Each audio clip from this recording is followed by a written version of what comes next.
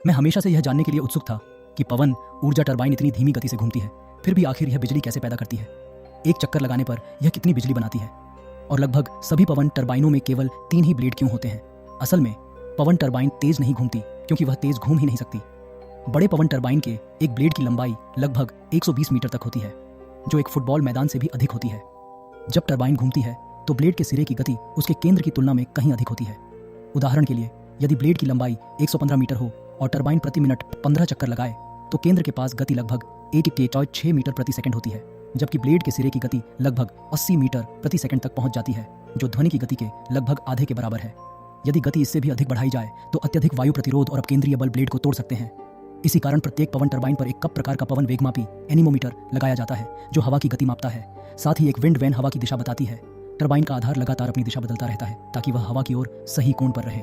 Blade भी अपना कोण बदलते हैं, जिससे हवा पकड़ने का क्षेत्र नियंत्रित होता है और टरबाइन सुरक्षित तथा अधिकतम दक्षता के साथ चलती है। इसके अलावा इसके अंदर ब्रेक सिस्टम भी होता है।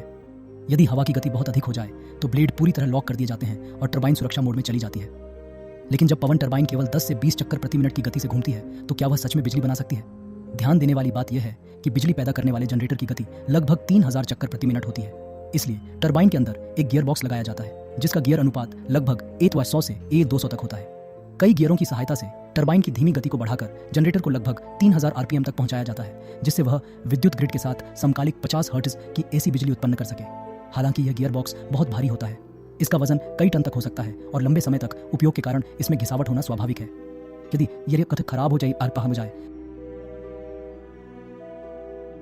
सकी मरम्मत करना जोखिम भरा और बहुत महंगा होता है। इसी कारण आजकल अधिकतर आधुनिक पवन टरबाइनों में डायरेक्ट ड्राइव सिस्टम का उपयोग किया जाता है, जिसमें टरबाइन का शाफ्ट सीधे जनरेटर को घुमाता है।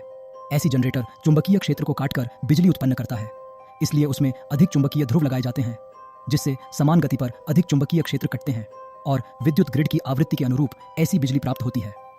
हवा की गति स्थिर नहीं रहती, इसलिए बड़े पवन ऊर्जा जनरेटर सामान्यतः 5 से 10 मेगावाट तक बिजली उत्पन्न करते हैं। एक पवन टरबाइन लगभग 10,000 से 30,000 वर्ग मीटर में लगे सौर पैनलों के बराबर बिजली पैदा कर सकती है और लगभग 5,000 से 10,000 घरों की बिजली की आवश्यकता पूरी कर सकती है। हालांकि अधिक ब्लेड लगाने से हवा पकड़ने का क्षेत्र बढ़ जाता है, लेकिन ब्लेड एक दूसरे के वायु प्रवाह में बाधा डालते हैं, जिससे बिजली उत्पादन की दक्षता कम हो जाती है। इसलिए लागत और कार्यक्षमता दोनों को ध्यान में रखते हुए 3 ब्लेड वाला डिजाइन सबसे उपयुक्त माना जाता है। इसके अलावा बहुत से लोग मानते हैं कि पवन टरबाइन पक्षियों के लिए सबसे बड़ा खतरा है, जबकि वास्तव में पवन टरबाइन के ब्लेड से पक्षियों के टकराने की संभावना कारों के शीशों और ऊंची इमारतों की तुलना में कहीं कम होती है। इसलिए बेहतर यही है कि हम अनावश्यक बिजली की खपत कम करें। अब क्या आपको समझ में आ गया?